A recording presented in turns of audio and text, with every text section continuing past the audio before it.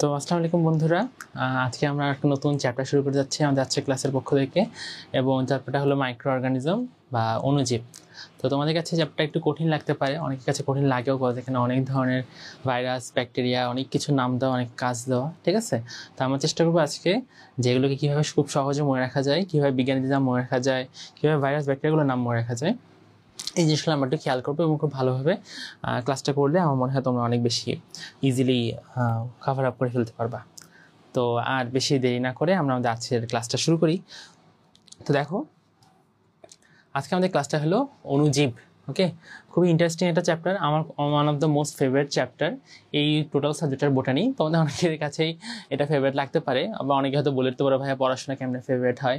But আমি বলবো যে পড়াশোনা যে একটু বুঝে করো, যদি তুমি ক্যাচ করতে পারো সব কিছু, একটু কল্পনা করে পড়ো, ইমাজিন করে পড়ো, ভিজুয়ালাইজ করে পড়ো, তোমার কাছে ব্যাপারগুলো অনেক বেশি ইজি হয়ে যাবে। সো পড়াশোনাটাকে ভালো লাগাইতে হবে, কোনো জিনিস ভালো না লাগলে সেটা লং টাইম করা অনেক কঠিন।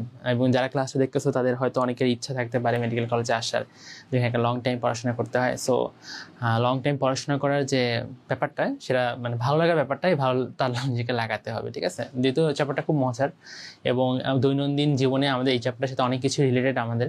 সো আমার মনে হয় এই চ্যাপ্টারটা তোমাদেরও ভালো লাগবে আশা করি। সো আজকে আমি চ্যাপ্টার পড়বো, সেটা নাম হলো অণুজীব, ঠিক আছে। তো দেখি তো কাছে কারা কারা দেখছো, সবাই একটু আমরা হাই দেই কমেন্ট বক্সে, যে কারা কারা আছো আজকে ক্লাসটাতে। তোমাদেরকে আমি চিনে রাখি, তাহলে তোমার সাথে ইন্টারাকশন করাটা অনেক বেশি ইজি হবে। তো একটু হাই দিয়ে রাখো। এরপরে আমরা আসি যে আমাদের আজকে ক্লাসটা কী নিয়ে মূলত, সেটা জিনিস একটু দেখি। সেটা হলো অণুজীব। অণুজীব, তাই না? অণুজীব, অণুজীব শব্দটার অর্থ কী? অণুজীব শব্দটার অর্থ হলো যে সকল জীবকে অণুবীক্ষণ যন্ত্র দিয়ে দেখতে হয় তাদেরকে আমরা অণুজীব বলি, তাই না? যে সকল জীবকে আমরা অণুবীক্ষণ যন্ত্রের মাধ্যমে দেখি, সাধারণত খালি চোখে তাদেরকে দেখতে পাওয়া যায় না, তাদেরকে আমরা কি বলি? অণুজীব বলি। আচ্ছা, এখন যদি তোমাদেরকে আমি কোশ্চেন করি, নিচের কোনটি অণুজীবের অন্তর্ভুক্ত? নিচের কোনটি অণুজীবের অন্তর্ভুক্ত, ঠিক আছে। তো আমি অপশন দিলাম, 1 নম্বরে দিলাম ভাইরাস, নিচের কোনটি অণুজীবের অন্তর্ভুক্ত? হ্যাঁ, ভাইরাস দিলাম। 2 নম্বর দিলাম ব্যাকটেরিয়া, ঠিক আছে। 3 নম্বরে দিলাম হলো ম্যালেরিয়া, ম্যালেরিয়ার যে জীবাণুটা এটা।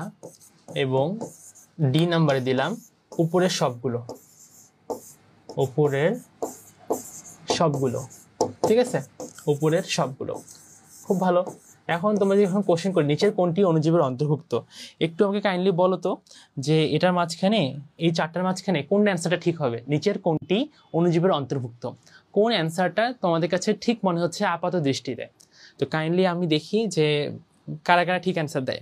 দ্বিতীয় জিজ্ঞেস করি যে নিচের কোনটি অণুজীবের অন্তর্ভুক্ত, একদম অ্যান্সার দাও তো তাড়াতাড়ি।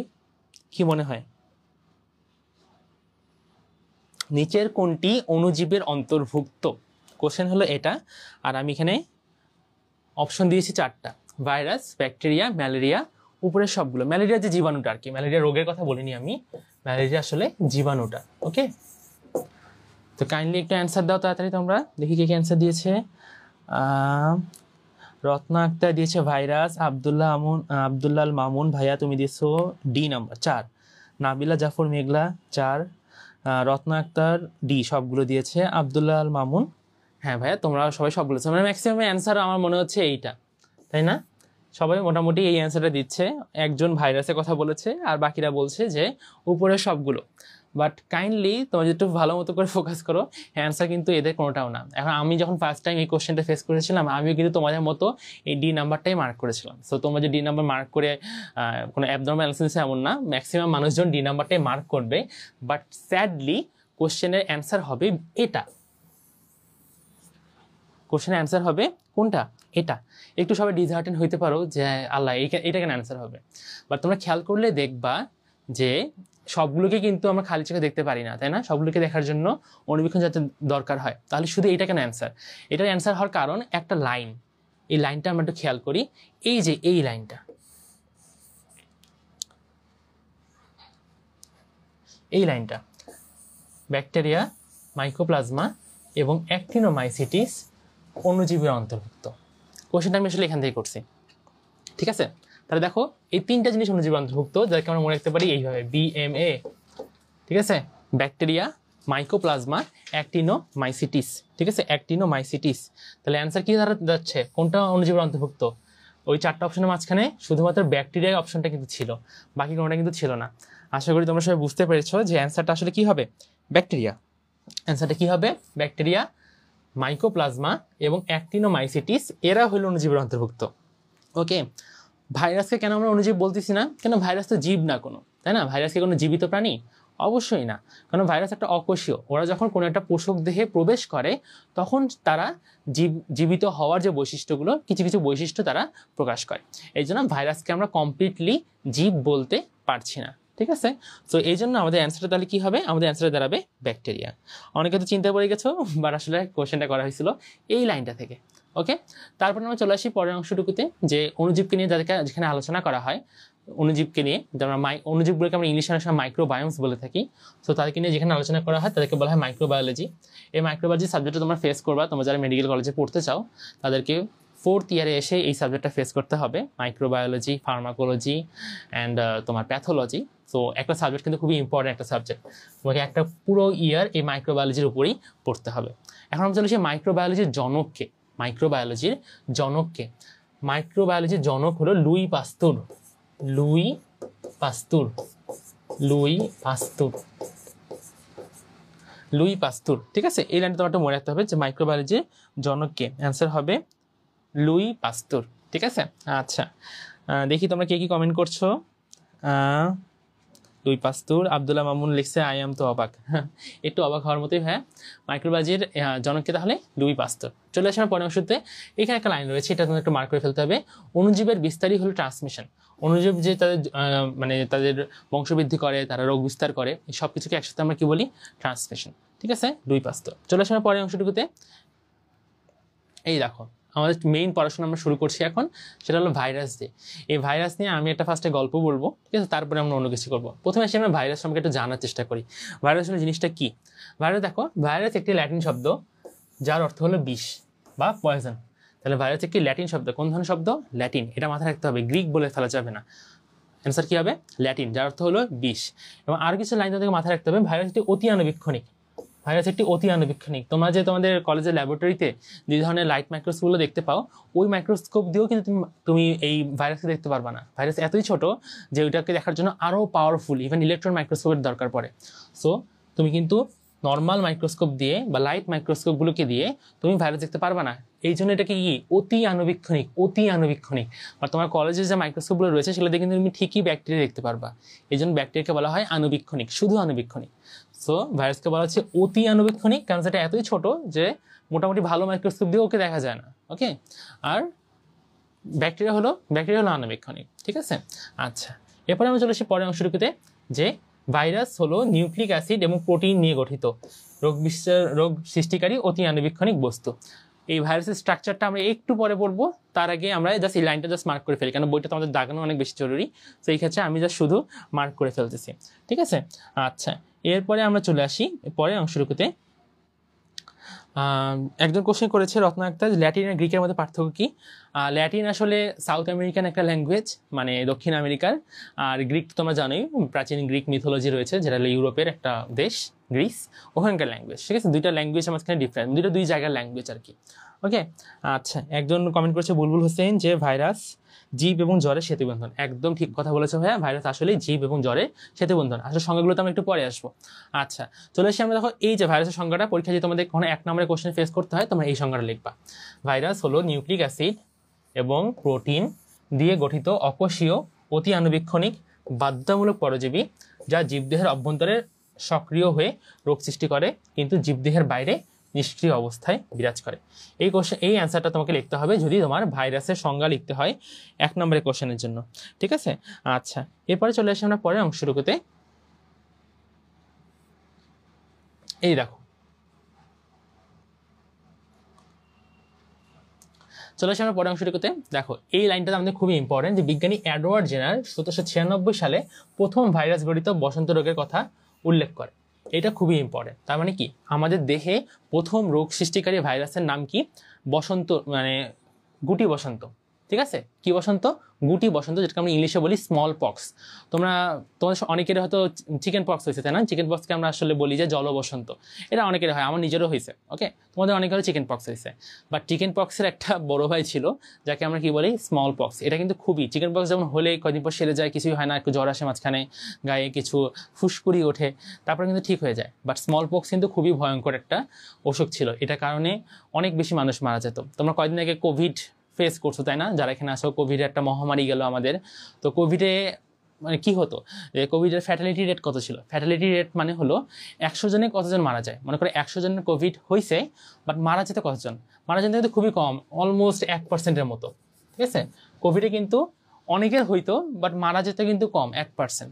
যদিও অনেক মানুষই মারা গেছেন, বাট দেখো এই যে আমাদের স্মল পক্স যেটা ছিল, স্মল পক্সে কিন্তু আরও অনেক বেশি মানুষ মারা যেত। স্মল পক্সে মারা যাওয়ার রেট ছিল কত জানো? স্মল পক্সে মারা যাওয়ার রেট ছিল 25% থেকে 35%। তার মানে প্রতি 100 জনের যদি স্মল পক্স হইতো বা গুটি বসন্ত যদি হইতো, তাহলে কিন্তু 25 থেকে 35% মানুষজন মারা যেত।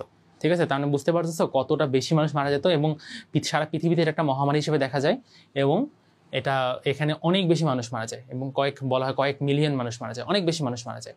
ঠিক আছে, তো তুমি বুঝতে পারতেছো এই যে গুটি বসন্তের কথা আমরা বলতেছি, যেটা মানব দেহে সৃষ্টিকারী প্রথম মানে ভাইরাসকে দিয়ে এই রোগটাই হয়েছিল, যেটা আবিষ্কার করা হয় পরবর্তীতে, সেটার নাম হলো গুটি বসন্ত। এই গুটি বসন্ত জলবসন্ত এটা কিন্তু আলাদা করা যাবে না। গুটি বসন্ত মানে হলো স্মল পক্স, জলবসন্ত মানে হলো চিকেন পক্স, যেটা আমাদের অনেকেরই হয়ে আছে আই গেস। আচ্ছা, চলে এসে আমরা পরের অংশটুকুতে, সেটা হলো দেখো এই বিজ্ঞানী এডওয়ার্ড জেনার প্রথম ভাইরাস ঘটিত বসন্ত রোগের কথা উল্লেখ করেন, এবং সর্বপ্রথম আবিষ্কৃত ভাইরাস হলো টোবাকো মোজাইক ভাইরাস। এই দুইটা লাইন কিন্তু একটু আমাদের মাঝখানে একটু পেঁচায় যায়। প্রথম আবিষ্কৃত ভাইরাস যদি বলে, অ্যান্সার হবে টোবাকো মোজাইক ভাইরাস বা টিএমভি। এই কথাটা ভালো মাথায় রাখো, প্রথম আবিষ্কৃত ভাইরাস, অ্যান্সার কি হবে? টিএমভি বা টোবাকো মোজাইক ভাইরাস। কিন্তু যদি বলে প্রথম আবিষ্কৃত মানবদেহে সৃষ্টিকারী ভাইরাসের নাম কি, অ্যান্সার কি হবে? অ্যান্সার হবে এই যে যেটা গুটি বসন্ত বা স্মল পক্স ভাইরাস। ঠিক আছে, আচ্ছা এটা গেল। এখন দেখো এই ডক্টর এডওয়ার্ড জেনার কিন্তু একজন ডাক্তার। ঠিক আছে, ওনাকে এখানে বিজ্ঞানী বলা আছে, বাট উনি কিন্তু আসলে একজন ডাক্তার। উনি সর্বপ্রথম এই যে গুটি বসন্ত, যেটা খুব খারাপ ছিল, দেখছো 25 থেকে 35% মানুষজন মারা যাচ্ছে। তো দেখো এই রোগের কিন্তু প্রথম ভ্যাকসিন তিনিই আবিষ্কার করেন। ঠিক আছে, এই রোগের ভ্যাকসিন তিনিই আবিষ্কার করেন। তো দেখো এই যে ভ্যাকসিনটা আবিষ্কার করা হয়, কোনো একটা ভ্যাকসিন আবিষ্কার যখন করা হয়, তারপরে কিন্তু সেটাকে ট্রায়াল করা হয়, মানে ট্রাই করা হয় মানুষের মধ্যে যে এই ভ্যাকসিনটা আসলে কাজ করে কিনা। ঠিক আছে, এই ভ্যাকসিনটা আসলে কাজ করে কিনা। ভ্যাকসিনটা যদি কাজ না করে বা ভ্যাকসিনটা যদি ফল্টি হয় বা খারাপ হয়, তাহলে কিন্তু যার উপর এটা অ্যাপ্লাই করা হচ্ছে বা ট্রাই করা হচ্ছে সে কিন্তু মারা যায়। কিন্তু তোমরা জেনে অবাক হবে যে ডক্টর এডওয়ার্ড জেনারের এই যে ভ্যাকসিন তিনি যেটা আবিষ্কার করেছিলেন, সেই ভ্যাকসিন সর্বপ্রথম অ্যাপ্লাই করা হয় কার উপর জানো? সর্বপ্রথম ট্রাই করা হয় কার উপর? তারই বাগানের মালির ছেলে জেমসের উপর। তার বাগানের মালির ছেলে জেমসের উপর। ওই জেমসের বয়স ছিল মাত্র 5 বছর, মাত্র 5 বছর। তার মানে দেখো এই যে ভয়ঙ্কর একটা রোগ গুটি বসন্ত বা স্মল পক্স, সেটা যে ভ্যাকসিন আবিষ্কৃত হয়, সেই ভ্যাকসিনটা সর্বপ্রথম ট্রাই করা হয় বা অ্যাপ্লাই করা হয় কার উপর? 5 বছরের একটা শিশু, তার নাম হলো জেমস। তাহলে দেখো মানুষজন কত রিস্ক নেয় সারা পৃথিবীর জন্য, সারা পৃথিবীর মানুষের জন্য। এবং ডক্টর এডওয়ার্ড জেনারও দেখো এই ভ্যাকসিনটা আবিষ্কার করার মাধ্যমে কিন্তু তিনি সবার মধ্যে এই ভ্যাকসিনটা সরবরাহ করতে সক্ষম হন, এবং তখন থেকেই গুটি বসন্তের যে মৃত্যুর হার, এই মৃত্যুর হারটাও কিন্তু কমতে থাকে। এবং তোমরা আরও জেনে অবাক হবে যে এই গুটি বসন্ত 1979 সালে সারা পৃথিবী থেকে কি হয়ে যায়? সারা পৃথিবী থেকে বিলীন হয়ে যায়। এখন তুমি কারো শুনবা না যে কারো গুটি বসন্ত হয়। ঠিক আছে, কারোরই শুনবা না কারো গুটি বসন্ত হয়, কারণ গুটি বসন্ত সারা পৃথিবী থেকে কি হয়ে গিয়েছে? বিলুপ্ত হয়ে গিয়েছে। তার মানে দেখো একজন ডাক্তার কতটা বড় একটা রোল প্লে করতে পারে আমাদের সমাজের জন্য, আমাদের সমগ্র বিশ্বের মানব জাতির জন্য। তো এই কথাটাই তো বলার জন্য তোমাদেরকে এত কিছু আমি আসলে বললাম। ঠিক আছে, আচ্ছা চলে আসি পরের অংশটুকুতে। দেখো এই লাইনগুলো তোমাকে একটু ভালো মতো করে মনে রাখতে হবে। এরপরে চলে এসে আমরা তাহলে সর্বপ্রথম আবিষ্কৃত ভাইরাস কোনটা? অ্যান্সার হবে টোবাকো মোজাইক ভাইরাস। এটা কিন্তু ভুল করা যাবে না। এই যে টোবাকো মোজাইক ভাইরাস, এটাকে আবিষ্কার করেন কে? এই যে এই বিজ্ঞানীটা, ডিমিত্রি আইভানোভস্কি। ডিমিত্রি আইভানোভস্কি। ঠিক আছে, আচ্ছা এই লাইনটা তুমি মনে রাখবা। এই যে ভাইরাসটা আবিষ্কার হলো, তারপর সেই আবিষ্কার ভাইরাসটাকে নামকরণ করছেন কে? অ্যান্সার হবে এইটা, মার্টিনাস বিজারিং। মার্টিনাস বিজারিং ইনি সর্বপ্রথম এই ভাইরাসটাকে নামকরণ করেন। ঠিক আছে, তো দেখো সর্বপ্রথম আবিষ্কার করেন কে? দিমিত্রি আইভানোভস্কি। নামকরণ করেন কে? মার্টিনাস বিজারিং। কিন্তু মানবদেহে সৃষ্ট ভাইরাস সর্বপ্রথম আবিষ্কার করেন কে? অ্যান্সার হবে বিজ্ঞানী এডওয়ার্ড জেনার। ওকে, এই তিনটা তোমাকে দিয়ে কিন্তু কখনোই ভুল করা যাবে না, ঠিক আছে? তোমরা চাইলে একটু খাতার মধ্যে আলাদাভাবে লিখে রাখবা, এটা কিন্তু কোশ্চেনগুলো খুব কমলে আসা থাকে, তোমরা কিন্তু ভুল করে ফেলো। আবার দেখো এই টোবাকো মোজাইক ভাইরাস থেকে মানে মনে করো একটা টোবাকো পাতা মানে তামাকের পাতা যেখানে এই ভাইরাসটা আক্রমণ করছে, তো এইরকম 1 টন আক্রান্ত তামাকের পাতা একজন মানে কালেক্ট করেন, ঠিক আছে? 1 টন আক্রান্ত তামাকের পাতা একজন মানে সংগ্রহ করেন এবং সেই 1 টন পাতা থেকে 1 চামচ পরিমাণ 1 টন পাতা থেকে 1 চামচ পরিমাণ ভাইরাসের ক্রিস্টাল আলাদা করেন, একজন বিজ্ঞানী, ঠিক আছে? উনি কি করলেন, যেহেতু টোবাকো যেহেতু অনেক বেশি অ্যাফেক্টেড হয় টোবাকো মোজাইক ভাইরাস দিয়ে, তাহলে 1 টন আক্রান্ত তামাকের পাতা উনি সংগ্রহ করেন এবং 1 টন পাতা থেকে এই আক্রান্ত পাতাগুলো থেকে ভাইরাসটাকে আলাদা করেন একজন বিজ্ঞানী, এবং সেই বিজ্ঞানীর নাম হলো WM স্ট্যানলি।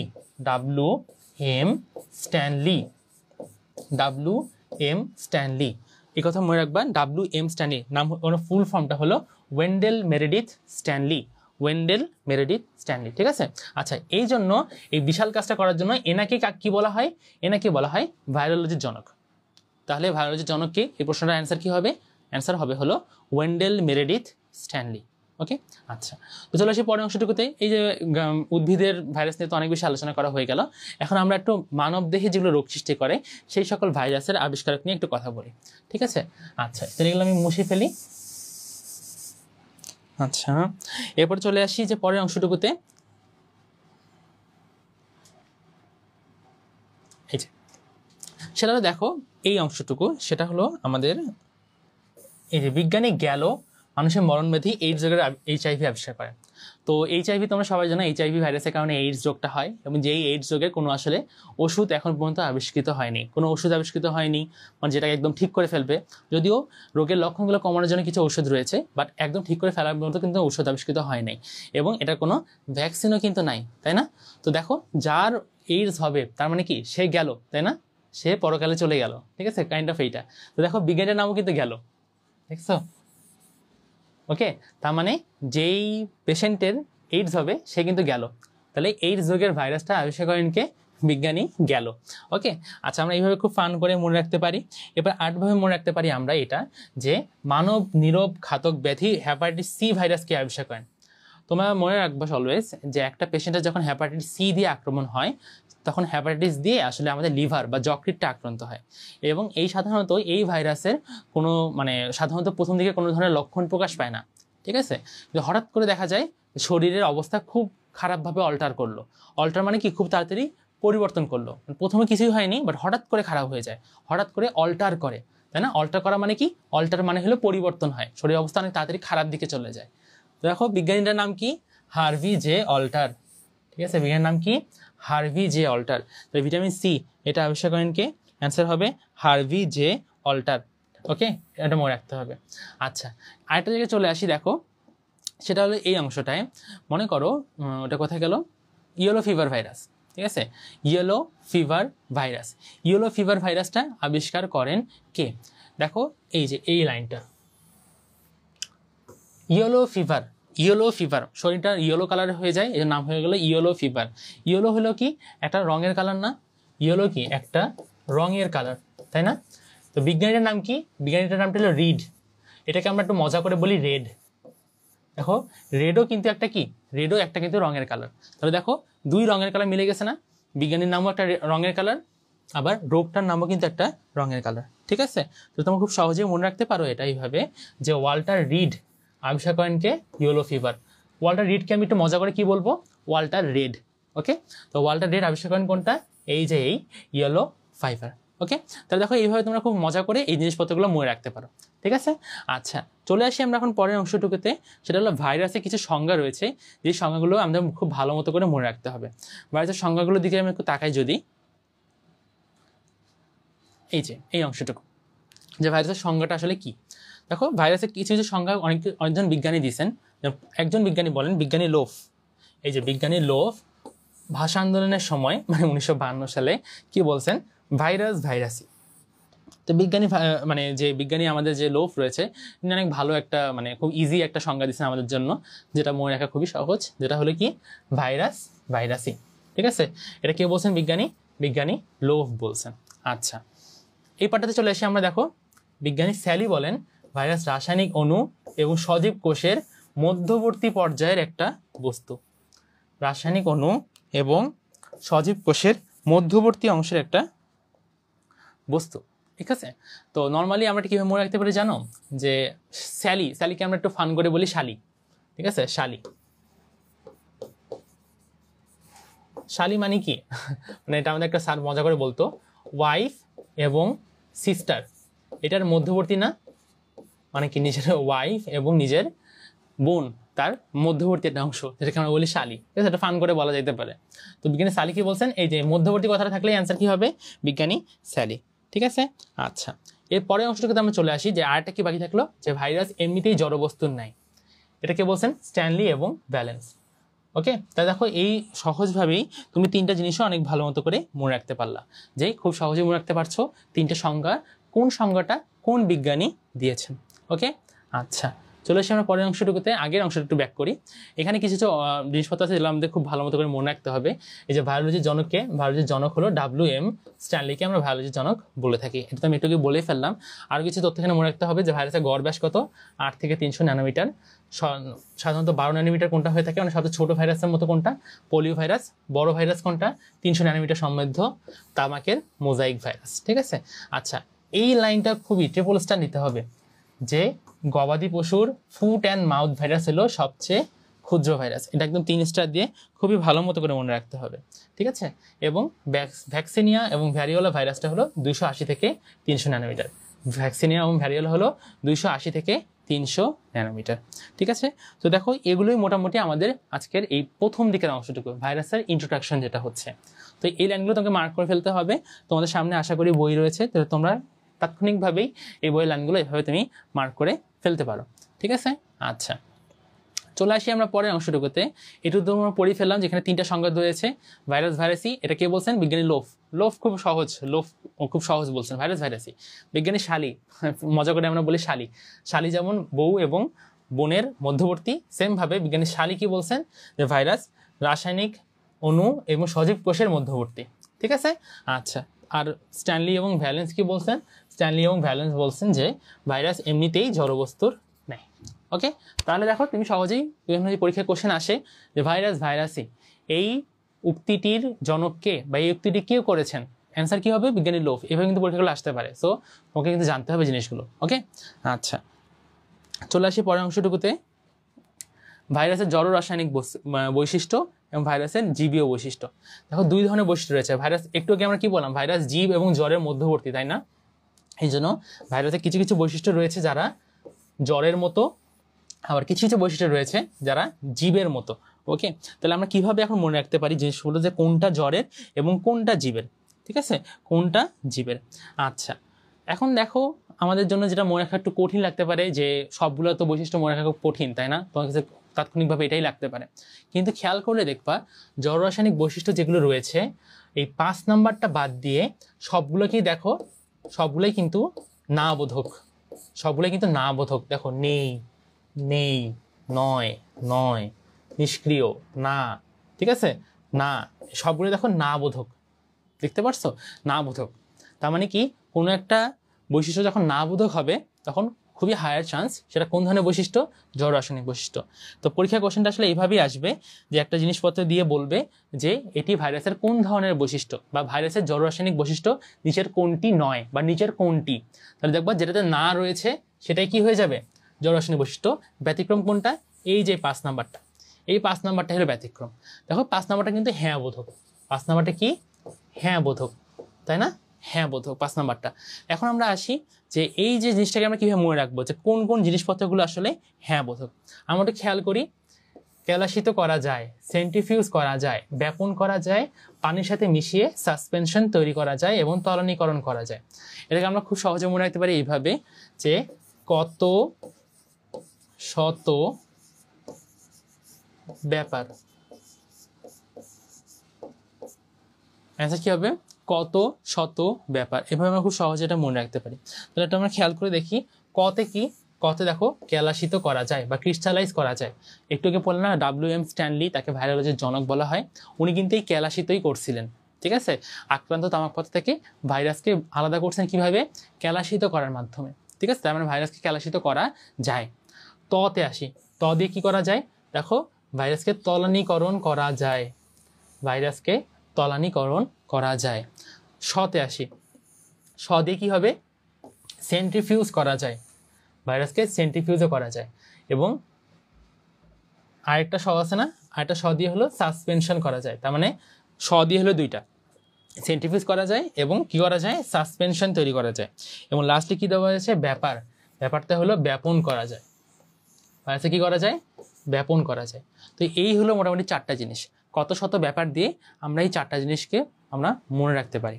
ঠিক আছে, কেলাসিত করা যায়, সেন্ট্রিফিউজ করা যায়, ব্যাপন করা যায়, সাসপেনশন এবং তলানীকরণও করা যায়। টোটাল 5টা আসলে। তো এই যে হলো আমাদের এই 5 নম্বর পয়েন্টটা আমাদের থেকে কোশ্চেন আসতে পারে। শুধুমাত্র এই 5 নম্বর পয়েন্টটাই হলো কি, 5 নম্বর পয়েন্টটাই হলো আমাদের জন্য ইম্পর্টেন্ট। আচ্ছা, চলে আসি পরের অংশটুকুতে। তাহলে দেখো জীবীয় বৈশিষ্ট্য যেগুলো রয়েছে, জীবীয় বৈশিষ্ট্যগুলো সবগুলো হ্যাঁ বোধক, জড় বৈশিষ্ট্যগুলো না বোধক 5 নম্বরটা ব্যতীত, এবং জীবীয় বৈশিষ্ট্য হলো কি সবগুলোই হ্যাঁ বোধক। দেখছো, সবগুলোই হ্যাঁ বোধক। আমরা খেয়াল করে আসি যে এরা পোষক কোষের অভ্যন্তরে সংখ্যা বৃদ্ধি করতে পারে। ঠিক আছে, সংখ্যা বৃদ্ধি করতে পারে কারা? যারা জীবিত, তাই না? এটা একটা জীবিত বৈশিষ্ট্য। তারপর আমরা চলে আসি পরের অংশটুকুতে। ভাইরাসের দেহ DNA এবং RNA এবং প্রোটিন দিয়ে গঠিত। এইটা তখন আমরা ভাইরাসের স্ট্রাকচার যখন পড়বো বা আকার যখন পড়বো তখন আমরা সেখানে দেখে ফেলবো। ভাইরাস সুনির্দিষ্টভাবে বাধ্যতামূলক পরজীবী, এই লাইনটা একটু মার্ক করে ফেলো এবং ট্রিপল স্টার দাও এই লাইনটাতে, 4 নম্বর পয়েন্টটাতে, যে ভাইরাস সুনির্দিষ্টভাবে বাধ্যতামূলক পরজীবী। এই কথাটার অর্থ কি? বাধ্যতামূলক মানে কি? মানে ভাইরাস খুব বাধ্য বাচ্চা, যারা কি বাধ্য স্টুডেন্ট মানে কি টিচারের সব কথা শুনে, তাই না? তাদেরকে আমরা বাধ্যতামূলক বলে থাকি। দেখো বাধ্যতামূলক পরজীবী মানে কি? এরা যদি জীবিত হতে চায় এদেরকে অবশ্যই অন্য কারো শরীরের ভিতরে থাকতে হবে। মানে কি? পরজীবী হিসেবে অবস্থান করতে হবে। এরা যদি পরজীবী হিসেবে অবস্থান না করে তাহলে এরা কখনোই জীবের বৈশিষ্ট্য অর্জন করতে পারবে না। এবং এদেরকে বেঁচে থাকার জন্য সমাজে মানে কি বলবো পরিবেশে টিকে থাকার জন্য সবসময় কি লাগবে? পরজীবী হয়ে থাকতে হবে, যেটা ওদের জন্য বাধ্যতামূলক। কথাটা বুঝতে পারছি? তুমি নর্মালি ওরা স্বাধীনভাবে কখনোই প্রকৃতিতে বা পরিবেশে বিরাজ করতে পারবে না। ওদের বংশবৃদ্ধি করতে হলে, পরিবেশে টিকে থাকতে হলে অবশ্যই কি করতে হবে? পরজীবী হিসেবে টিকে থাকতে হবে। এই জন্য ওদেরকে কি বলা হয়? বাধ্যতামূলক পরজীবী। চলে আসি আমরা, ভাইরাস পরিব্যক্তি বা মিউটেশন এবং প্রকরণ তৈরি করতে পারে। তোমরা কয়দিন আগে যখন কোভিডের প্যান্ডেমিক চলছিল তখন কি দেখা গেল? তখন যে কয়দিন পর নতুন খালি ভ্যারিয়েশন বের হচ্ছে, তাই না? যে ফার্স্টে বের হলো alpha, covid alpha, delta, omicron, কত ধরনের ভ্যারাইটি বের হয়। ঠিক আছে, তার মানে কি যখন ওরা দেখে যে প্রকৃতিতে বা পরিবেশে বেঁচে থাকা খুব কঠিন হয়ে যাচ্ছে, ওরা তখন আরেকটা নতুন ভ্যারাইটি তৈরি করে ফেলে এবং ওদের মধ্যে ওদের যে জিন রয়েছে এই জিনের মাঝখানে কিছু চেঞ্জ নিয়ে আসে। এই জিনের মধ্যে যে চেঞ্জ চলে আসে এটাকে আমরা বলি মিউটেশন।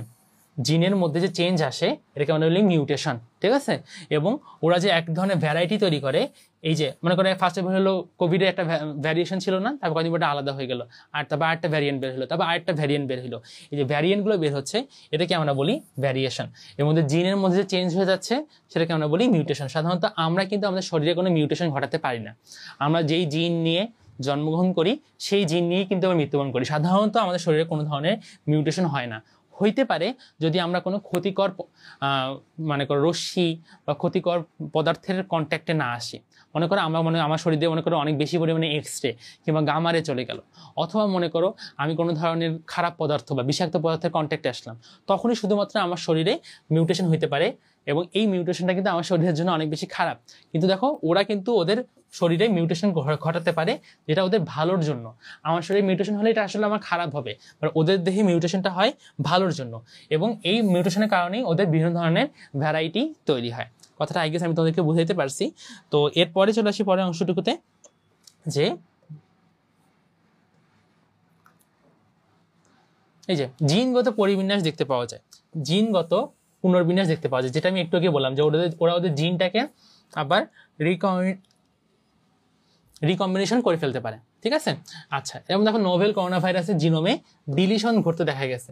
ডিলিশন ঘটতে দেখা যাচ্ছে মানে কি, মনে করো কি হয়, এরকম হয় না,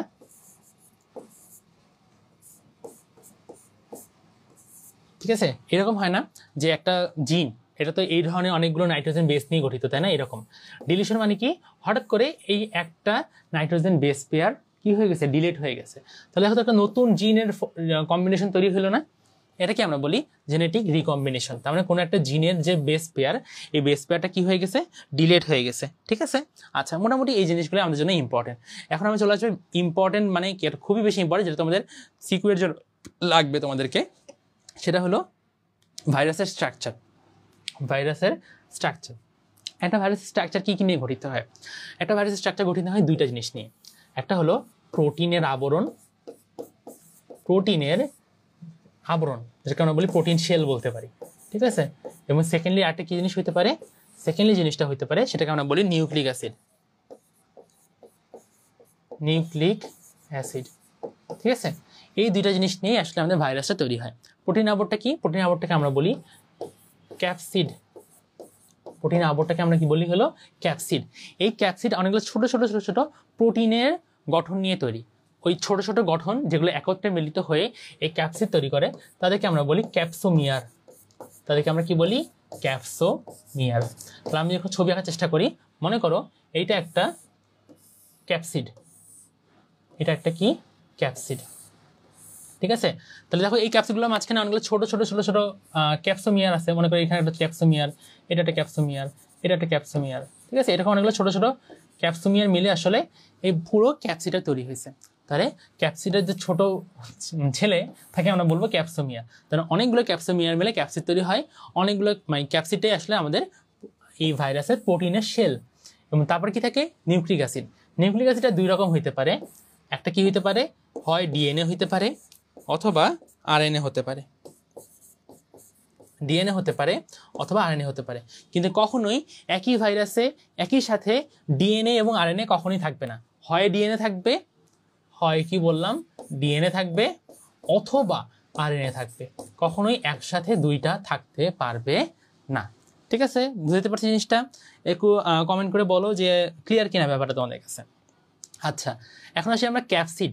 এই ক্যাপসিড আবার দুই রকমের আকৃতির হইতে পারে। ক্যাপসিড দুই রকমের আকৃতির হইতে পারে। কি কি আকৃতি হইতে পারে? এক নাম্বার হলো দণ্ডাকৃতির হইতে পারে, দণ্ডাকৃতির হইতে পারে, এবং আরেকটা কি হইতে পারে, গোলাকৃতির হইতে পারে, গোলাকৃতির হইতে পারে। এক কি বললাম, দণ্ডাকৃতির হতে পারে, এবং সেকেন্ডলি কি হতে পারে, গোলাকৃতির হইতে পারে, ঠিক আছে। আচ্ছা, দণ্ডাকৃতি যদি হয় তখন ওই ক্যাপসিডটাকে আমরা বলি হেলিক্স।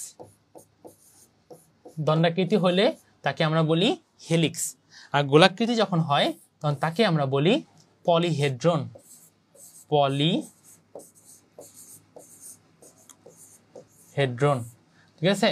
কি বললাম, দণ্ডাকৃতি যদি হয় তখন তাকে আমরা বলি হেলিক্স, আর গোলাকৃতি যখন হয় এই যে এই আকৃতিটা, ঠিক আছে, এই আকৃতিটা, এই প্রোটিনের আবরণটা যদি গোলাকৃতির হয় তাকে আমরা কি বলবো, পলিহেড্রন। এই যে এইটাই ছিল আমাদের বোরিং পার্ট, এগুলো একটু মুখস্থ করে ফেলতে হবে, কারণ এগুলো মুখস্থ না করে আসার কোনো উপায় নেই। ওকে, তো আশা করি আমি তোমাদেরকে এই ভাইরাসের আকৃতিটা বুঝাতে পারছি।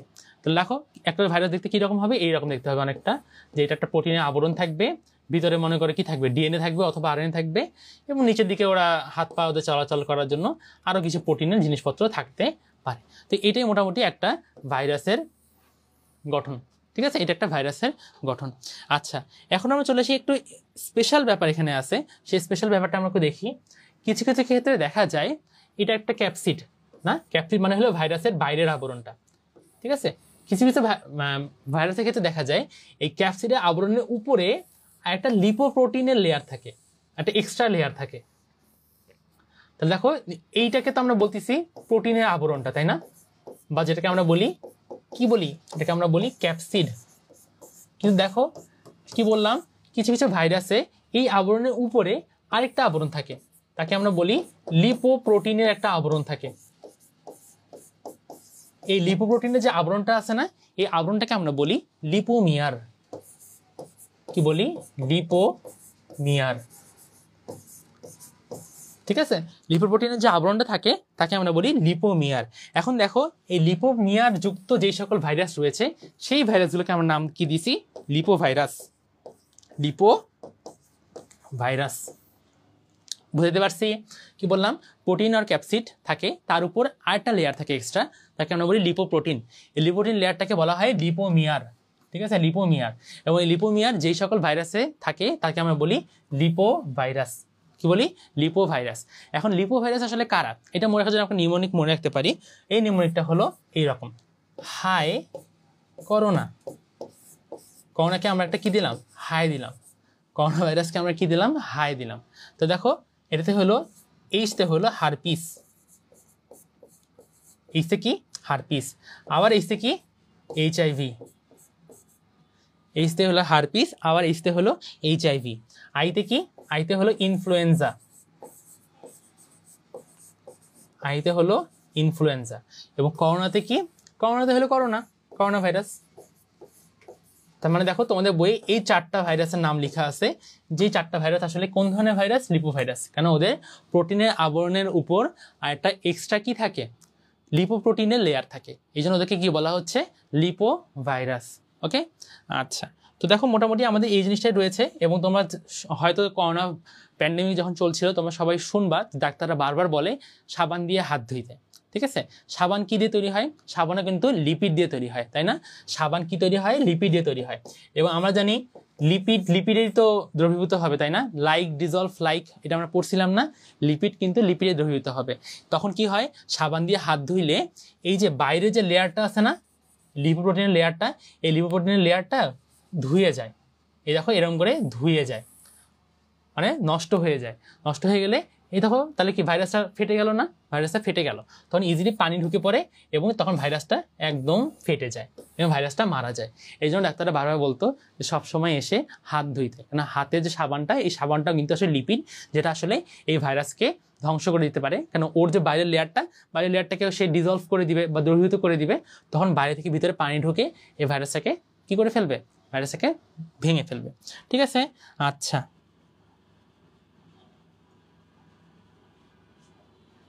চলে আসি আমরা পরের অংশটুকুতে।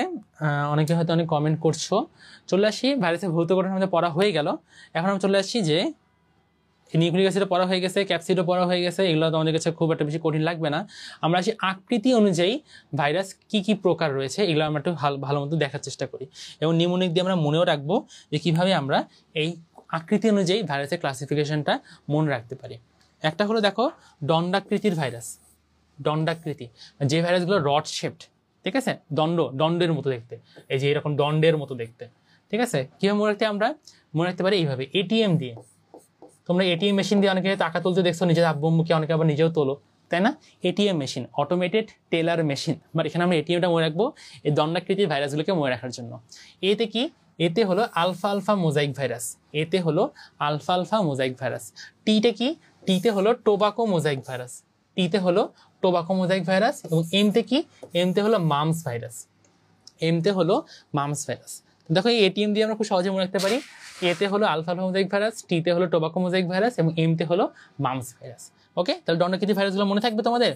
আশা করি মনে থাকবে। একটু হ্যাঁ করে বলো তো যে মনে থাকবে কিনা এটিএম ভাইরাসগুলো।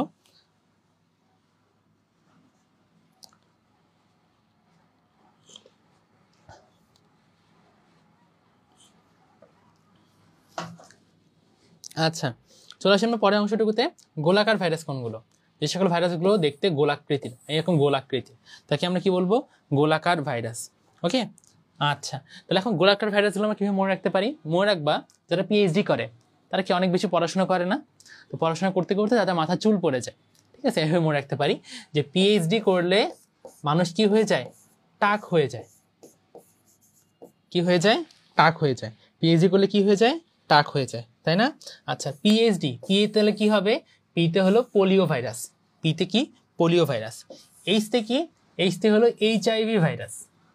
পিএইচডি বললাম না? পিতে হলো পোলিও ভাইরাস, এইচতে এইচআইভি ভাইরাস। ডিতে কি? ডিতে হলো ডেঙ্গু ভাইরাস। এবং টাকের টতে কি? এই যে টিআইভি। টাকের টতে কি? টিআইভি। এই টিআইভি এবং এইচআইভি এই দুজন ভাইরাসের আমি ফুল ফর্মটা বলি। এই টিআইভির ফুল ফর্মটা হলো Tipula iridescent virus, Tipula iridescent virus, Tipula iridescent virus, ঠিক আছে। আচ্ছা, আর এইচআইভি ফুল ফর্মটা কি? হিউম্যান ইমিউনো ডেফিসিয়েন্সি ভাইরাস, এটা তোমরা পরেও পাবা, human immuno deficiency virus, human immuno deficiency virus. তো মনে থাকবে গোলাকার ভাইরাসগুলোর নাম, আশা করি মনে থাকবে, ঠিক আছে।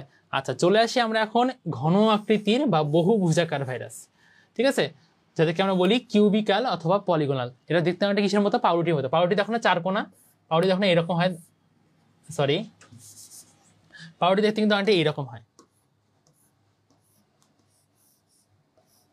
ঠিক আছে, ঘন আকৃতির হয়। তো দেখো যে সকল ভাইরাস দেখতে পাউরুটির মতো তাদেরকে আমরা কি বলতেছি? ঘন আকৃতির বা পলিগোনাল ভাইরাস। উদাহরণ কি কি দেওয়া আছে মনে রাখবো? হাভাত, হাভাত, ঠিক আছে, কি নাম রাখবো? হাভাত। হাভাত মানে কি? ভাতের অভাব, তাই না? তো ভাতের অভাব যাদের, তারা কি খায়? পাউরুটি খায়। এভাবে মনে রাখতে পারি যে ভাতের অভাব যাদের, তারা কি খায়? পাউরুটি খায়। তাহলে এই হাভাত হলো কিসের মতো দেখতে? পাউরুটির মতো দেখতে। হাভাতের হাতে কি? হাতে হলো হারপিস এবং ভাতে হলো কি? ভ্যাকসিনিয়া। হাতে হলো হারপিস এবং ভাতে কি? ভাতে হলো ভ্যাকসিনিয়া, ঠিক আছে। বুঝতে পারছি আমি জিনিসটা তোমাদেরকে? তো দেখো ইজিলি তোমরা এটা মাথায় রাখতে পারবা। হাতে হলো হারপিস এবং ভাতে হলো ভ্যাকসিনিয়া। যারা হাভাত, যাদের মধ্যে ভাতের অভাব, ভাত না পেলে মানুষ কি খাবে? পাউরুটি খাবে। তার মানে আরেকভাবে কোশ্চেনটা আসতে পারে, নিজের কোন ভাইরাসটি দেখতে পাউরুটির মতো, ঠিক আছে। অ্যান্সার কি হবে? হারপিস এবং ভ্যাকসিনিয়া, ঠিক আছে। আচ্ছা, চলে আসি আমরা পরের অংশটুকুতে।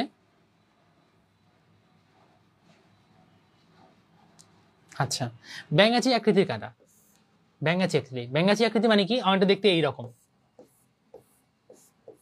একটু আমি ড্র করলাম না ভাইরাসটাকে, আমাদের দেখতে এইরকম, ঠিক আছে। মনে রাখবো খুব সহজেই, এই টি সিরিজ যারা রয়েছে, টি সিরিজ, T2, T4 এবং T6, যাদের এই টি সিরিজের আন্ডারে যেই সকল ভাইরাস রয়েছে, সেই সকল ভাইরাসই দেখতে আসলে কিরকম?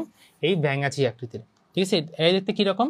এই ব্যাঙাচি আকৃতির ভাইরাস হলো এরাই, ঠিক আছে। আচ্ছা, চলে এসে আমরা ডিম্বাকার, কি মনে রাখতে পারি আমরা? ডিম্বাকার। ডিম্বাকার আমরা মনে রাখবো আমাদের প্রতিবেশী দেশ ইন্ডিয়া দিয়ে, ইন্ডিয়া। দেখো ইনতে হলো কি? ইনফ্লুয়েঞ্জা, ইনতে কি? ইনফ্লুয়েঞ্জা। আর ডিতে কি? ডিতে হলো ডিম্বাকার, ডিতে কি? ডিম্বাকার। তাহলে ইন্ডিয়া দিয়ে আমরা খুব সহজেই মনে রাখতে পারি, ঠিক আছে। আচ্ছা, আর সিলিন্ড্রিক্যালটা আমরা কিভাবে মনে রাখতে পারি? সিলিন্ড্রিক্যালটা মনে রাখতে আমরা শয়তানের নাম দিয়ে কিভাবে মনে রাখবো? ইবলিস দিয়ে মনে রাখতে পারি, ইবলিস, ঠিক আছে। ইবলিসে কিভাবে মনে রাখতে পারবো? ইবল, এটাকে মনে রাখবো ইবোলা, এবং দন্তের সাথে কি? দন্তের সাথে হলো সিলিন্ড্রিক্যাল। তো এইভাবে মনে রাখতে পারি ইবলিস, ঠিক আছে। কি দিয়ে মনে রাখতে পারি? ইবলিস, ওকে। তাহলে দেখো খুব সহজেই আমরা আকৃতি অনুযায়ী ভাইরাসের যে ক্লাসিফিকেশনটা রয়েছে বা শ্রেণী বিভাগটা রয়েছে, সেই শ্রেণী বিভাগটা কিন্তু আমরা সহজেই মনে রাখতে পারছি, ওকে। আচ্ছা, চলে আসি আমরা পরের অংশটুকুতে। এই নিউক্লিক অ্যাসিডের ধরন অনুযায়ী কোন কোন ভাইরাস আমাদের জন্য ইম্পর্টেন্ট? দেখো নিউক্লিক অ্যাসিডের ধরন অনুযায়ী ভাইরাস আবার দুই প্রকার। আমি আগেই বলেছিলাম কখনোই ভাইরাসে একই সাথে ডিএনএ কিংবা আরএনএ একই সাথে থাকতে পারবে না, হয় ডিএনএ থাকতে হবে অথবা আরএনএ থাকতে হবে। যাদের মধ্যে ডিএনএ থাকে তাদেরকে আমরা বলবো ডিএনএ ভাইরাস, যাদের মাঝখানে আরএনএ থাকবে তাদেরকে আমরা বলবো আরএনএ ভাইরাস, ঠিক আছে। তাহলে দেখো এই নামগুলো হলো সবগুলো ডিএনএ।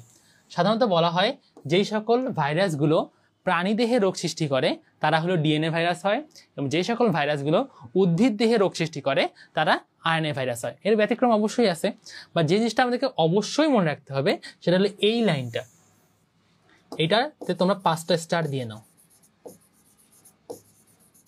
যে পার্ভোভিরিডি গোত্রের X174 এবং M13 কলিফাসটা হলো এদের ভাইরাসটা ডিএনএ হওয়া সত্ত্বেও ডিএনএটা কি? এক সূত্রক। নর্মালি আমরা ডিএনএ কেমন দেখছি? এমন দেখছি না, দ্বিসূত্রক দেখছি না, নর্মালি তো এমন হয়, তাই না?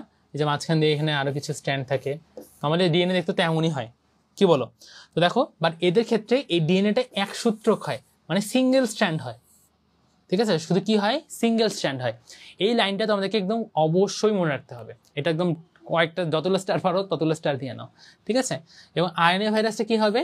আরএনএ ভাইরাসটা হলো যে সকল ভাইরাসগুলো সাধারণত উদ্ভিদ দেহে রোগ সৃষ্টি করে, বাট আমি বললাম ব্যতিক্রম রয়েছে, এখানে যতগুলো ভাইরাসের নাম দেওয়া আছে সবগুলো আসলে প্রাণী দেহে রোগ সৃষ্টি করে, বাট এগুলো তোমাকে ভালো মতো করে মুখস্থ করে ফেলতে হবে। এবং এখানে একটা লাইন সুপার ইম্পর্টেন্ট, সেটা কি, যে রিও ভাইরাস কিংবা ধানের যে বামন রোগের ভাইরাসটা যেটা রয়েছে, এটার আরএনএটা দ্বিসূত্রক। নর্মালি আরএনএ কি হয়, আরএনএ কিন্তু একসূত্রক হয়, তোমরা সবাই জানো আরএনএ কিন্তু কি হয়, একসূত্রক হয়, বাট এটারই শুধুমাত্র ভাইরাসটা কিরকম, দ্বিসূত্রক, মানে ডিএনএ মতো। তো এই দুটো লাইন কিন্তু তোমাদেরকে খুবই খুবই খুবই ইম্পর্টেন্ট, ঠিক আছে, এই দুটো লাইন খুবই ইম্পর্টেন্ট। আচ্ছা, এই যে এই লাইনটা এবং আরেকটা লাইনটা। আচ্ছা, চলে আসি আমরা পরের অংশটুকুতে।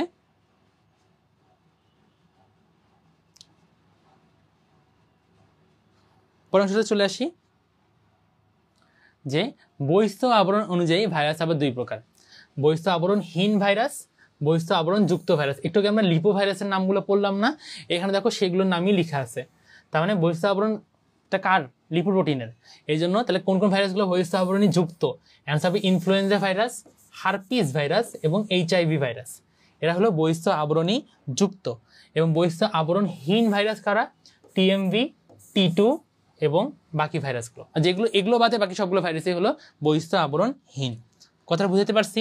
একটু কি বললাম, এরকম আমরা কীভাবে মনে রাখছিলাম, হাই করোনা দিয়ে মনে রাখছিলাম না, হাই করোনা। তোমরা দেখো খুব ইজিলি মনে রাখতে পারবা। হাইতে হলো হারপিস, আরেকটা ইসতে হলো এইচআইভি, আইতে হলো ইনফ্লুয়েঞ্জা এবং করোনাতে হলো করোনা। করোনা ভাইরাসের উদাহরণটা এখানে দেওয়া নাই, তোমরা এখানে অ্যাড করে দিতে পারো, তোমার নতুন বই এটা দেওয়া আছে। আচ্ছা, চলে আসি আমরা পরের অংশটুকুতে, সেটা হলো পোষক দেহ অনুসারে। পোষক দেহ অনুসারে মানে কি, মানে কাদের বডিতে আক্রমণ করতেছে। উদ্ভিদ ভাইরাস কোনগুলো, যারা উদ্ভিদ দেহে আক্রমণ করতেছে তারাই হলো উদ্ভিদ ভাইরাস। এবং ম্যাক্সিমাম ক্ষেত্রে দেখা যায় উদ্ভিদ ভাইরাসগুলো আরএনএ ভাইরাস হয়। বললাম না একটু আগে আমি, যে উদ্ভিদ দেহে আক্রমণকারী ভাইরাসগুলো কি ধরনের ভাইরাস হয়, আরএনএ ভাইরাস হয়। একটা ব্যতিক্রম রয়েছে, ব্যতিক্রমটাকে এই ফুলকপির মোজাইক ভাইরাসটা কিন্তু ডিএনএ ভাইরাস। ফুলকপির মোজাইক ভাইরাসে কি ধরনের ভাইরাস, ডিএনএ ভাইরাস, ঠিক আছে, ক্লিয়ার এটা? আচ্ছা, এবং প্রাণী ভাইরাসগুলো সাধারণত ডিএনএ হয়। প্রাণীদের যে সকল রোগ সৃষ্টি করে ভাইরাস রয়েছে তারা কি হয়, ডিএনএ হয়। আচ্ছা, ব্যাকটেরিওফাজ কারা? ফাজ শব্দের অর্থ তোমরা সবাই জানো, ফাজ শব্দের অর্থ খেয়ে ফেলা। ফাজ শব্দের অর্থ কি, খেয়ে ফেলা। ফাজ শব্দের অর্থ হলো খেয়ে ফেলা। তাহলে ব্যাকটেরিওফাজ, তাহলে ব্যাকটেরিয়াকে খায় কোন কোন ভাইরাস, মনে রাখবা টি2, টি4, টি6। ওই যে একটু আমরা ব্যাঙাচি আকৃতির ভাইরাসগুলো পড়লাম না, টি2, টি4, টি6। তাহলে ব্যাকটেরিওফাজ যারা রয়েছে তারাই শুধুমাত্র কি হয়, ব্যাকটেরিয়াকে খেতে পারে। এই ব্যাকটেরিওফাজ ভাইরাসগুলোকে আমরা বলি টি2, টি4, টি6। এবং সায়ানোফাজ, সায়ানোফাজ মানে কি, ফাজ শব্দ খেয়ে ফেলা, সায়ানো মানে কি, যারা সায়ানো ব্যাকটেরিয়াকে খেয়ে ফেলে সেই সকল ভাইরাসকে আমরা বলি সায়ানোফাজ। অ্যান্সার হবে LPP1, LPP2, LPP1, LPP2। চাইলে তোমরা এই ফুল ফর্মটা মনে রাখতে পারো, লিংবিয়া, প্লেকটোনেমা এবং ফরমিডিয়াম। লিংবিয়া, প্লেকটোনেমা এবং ফরমিডিয়াম, এগুলো মুখস্থ করতে হবে আসলে, বুঝছো? এত কিছু নিউমোনিক রাখলে, নিউমোনিক মনে রাখার জন্য তোমাদের আলাদা নিউমোনিক লাগবে, এই জন্য কিছু জিনিস ডিরেক্টলি মুখস্থ করাও ভালো। আচ্ছা, এরপরে চলে আসি আমরা, দেখো আমরা এইটুকু জিনিস পরেই আমরা আমাদের আজকের ক্লাসটা ইনশাল্লাহ শেষ করে ফেলবো। সেটা হলো অন্যান্য ধরন যেগুলো রয়েছে। কি রয়েছে, অন্যান্য ধরন। যেমন দেখো, ছত্রাকে আক্রমণকারী ভাইরাসকে আমরা কি বলি, মাইকোফাজ। কি বলি, মাইকো শব্দের অর্থ হলো ছত্রাক। যেমন ছত্রাক নিয়ে যেই বিষয়ে আলোচনা করা হয় তাদেরকে আমরা বলি মাইকোলজি। কি বলি, মাইকোলজি। অনেকে আবার ফাঙ্গোলজি বলিও না, ঠিক আছে, ছত্রাক ইংলিশ যেহেতু ফাঙ্গাস, আর আসলে ছত্রাক নিয়ে যেই সাবজেক্টে আলোচনা করা হয় তাদেরকে আমরা বলি মাইকোলজি। তো যেই সকল ভাইরাসগুলো ছত্রাককে খেয়ে ফেলতে পারে বা ছত্রাককে আক্রমণ করতে পারে তাকে আমরা কি বলি, মাইকোফাজ। কি বলি, মাইকোফাজ। এরপরে আসি আমরা এই ব্যাকটেরিয়া আক্রমণকারী ভাইরাসগুলোকে আমরা কি বলি, ফ্যাগিনি বা ব্যাকটেরিওফাজ। উদ্ভিদ দেহে আক্রমণকারী ভাইরাসগুলোকে আমরা কি বলি, ফাইটোফ্যাগিনি। ফাইটো শব্দের অর্থ তো প্ল্যান্ট, তোমরা জানোই ফাইটো শব্দের অর্থ কি, প্ল্যান্ট বা উদ্ভিদ। এটা ফাইটোফ্যাগিনি, যারা উদ্ভিদ দেহে আক্রমণ করে। প্রাণীদেরকে আমরা কোথায় আটকায় রাখি, চিড়িয়াখানায় বা জুতে। দেখো, প্রাণী আক্রমণকারী ভাইরাসগুলোকে আমরা কি বলি, জুফ্যাগিনি। জুতে আমরা কাকে আটকে রাখি, উদ্ভিদকে আটকে রাখি নাকি প্রাণীকে আটকে রাখি, অবশ্যই প্রাণীতে, জু মানে চিড়িয়াখানা, তো জুফ্যাগিনি। ওকে, আচ্ছা, এবং লাস্টলি আমি কি বললাম, সেটা হলো যে যারা ইস্ট আক্রমণ করে, ইস্ট দিয়ে দেখো না পাউরুটি বানায়, ইস্ট। এই ইস্ট আক্রমণকারী ভাইরাসগুলোকে আমরা কি বলি, ইস্ট আক্রমণকারী ভাইরাসগুলোকে আমরা বলি জাইমোফাজ। কি বলি, জাইমোফাজ। কি বলি এটাকে আমরা জাইমো, এটা বইয়ে লেখা নেই, তোমরা একটু অ্যাড করে নাও, এটা অন্যান্য স্যারের বইয়ে লেখা আছে। অ্যান্সার কি হবে? জাইমোফাজ। ঠিক আছে, জাইমোফাজ। ওকে, আচ্ছা জাইমোফাজ মানে কি? জাইমো শব্দটা কোথেকে আসছে? এই ইস্ট থেকে 3 ধরনের এনজাইম ক্ষরণ হয়। ইস্ট থেকে 3 ধরনের এনজাইম ক্ষরণ হয়। এই এনজাইমগুলোকে আমরা মনে রাখতে পারি এইভাবে, জামাই দিয়ে। এগুলা কোথেকে ক্ষরণ হয়? এই 3টা এনজাইম ইস্ট থেকে ক্ষরণ হয়। যে ইস্টের কথা বললাম না, যারা আমরা পাউরুটি বা পিৎজা বানানোর ক্ষেত্রে আমরা ইউজ করে থাকি। এই 3টা এনজাইম কি? যাতে হলো জাইমেজ, যাতে হলো জাইমেজ। মাতে কি? মাতে হলো মল্টেজ। এবং ইতে কি? ইতে হলো ইনভার্টেজ।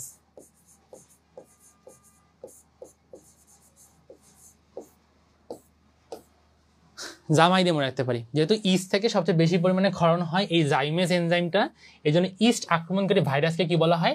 জাইমোফাজ। কি বলা হয়? জাইমোফাজ। তাহলে ইস্ট থেকে দেখো 3টা এনজাইম ক্ষরণ হয়, জাইমেজ, মল্টেজ এবং ইনভার্টেজ। ঠিক আছে, তোমরা হয়তো দেখতে পারতেছো জাইমেজ, মল্টেজ এবং ইনভার্টেজ। এই জন্য ইস্ট আক্রমণকারী ভাইরাসগুলোকে আমরা কি বলে থাকি? জাইমোফাজ। এবং লাস্টলি দেখো আরএনএ ভাইরাস এবং ডিএনএ ভাইরাসের মাঝখানে কিছু উদাহরণ দেওয়া আছে, পার্থক্যও দেওয়া আছে আসলে এখানে কিছু কিছু। এই পার্থক্যগুলো তোমরা চাইলে রিডিং করলেই খুব ভালো মতো করে মনে রাখতে পারবা। আশা করি কোনো ধরনের প্রবলেম হবে না। যদি প্রবলেম খুঁজে পাও অবশ্যই তোমরা পরের ক্লাসে কমেন্ট বক্সে কমেন্ট করবা। ঠিক আছে, তো আজকের ক্লাসটা আমরা এখানে শেষ করতে যাচ্ছি। এবং আমার মনে হয় তোমরা যদি আজকের ক্লাসটা করে থাকো, তোমার জন্য জিনিসগুলো বুঝতে পারাটাও অনেক বেশি সহজ হবে।